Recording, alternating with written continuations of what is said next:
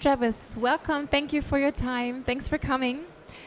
Maybe we can start with your person. Tell us about your background, how and when you decided to become a dentist. So it was probably when I was around 3 years old. So I had a lot of people in my life, especially my father, who hated dentistry, who always feared going to the dentist. And I never understood why, so that made me more interested. And I shadowed at a young age, and everything I learned just made me want to be a dentist more. So at such a young age, you were sure that this is like the right way for you? Yes. My parents thought, like most kids, that it was just a kid's fantasy and it was going to change and everything else. And then when I got into dental school, I think they realized that it wasn't changing. So, yeah. And maybe you can tell us a little bit about your day in your practice, a typical day. What does it look like? So I'm a general dentist, been owner of my office for 15 years, and a general day in my office is doing everything. I mean, we do surgery and fillings and crowns and perio and implants, and we did all. So it's a lot of fun because every day is something different. And for me, that's where I get my enjoyment. So in your hands, we can see your book, Understanding Dental Insurance. Maybe you can tell us about the key topics, some key highlights about it.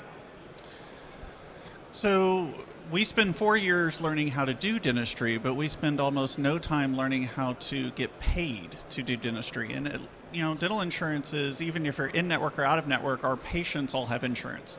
And it is probably the number one most complained about topic in dentistry.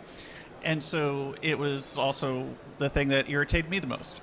So over the years, we had to learn to deal with it better, and there weren't a lot of resources out there to find out how to manage it.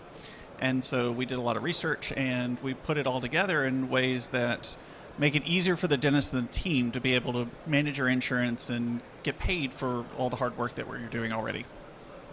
And the book says a guide for dentists and their teams. So maybe you could go deeper and let's talk about what kind of audience you're hoping to reach with the book. So the audience is for everyone in the dental office. I mean, from a documentation point of view on dentists, is we need to change some things. It's from the team point of view of how to process EOBs and what parts of insurance to pay attention to and what questions to be asking and how to run estimates. It's for the owners on how to run practices in accordance to the rules and guidelines that are there. But it's also for dentists and associates on how to code better and how to make more money doing the same things we're already doing. And what advice would you give to young people, students, or people who considering a career in dentistry? So I at least see a lot of negativity currently with loans and changes in dentistry and everything else. And yet I'll say those things always happen.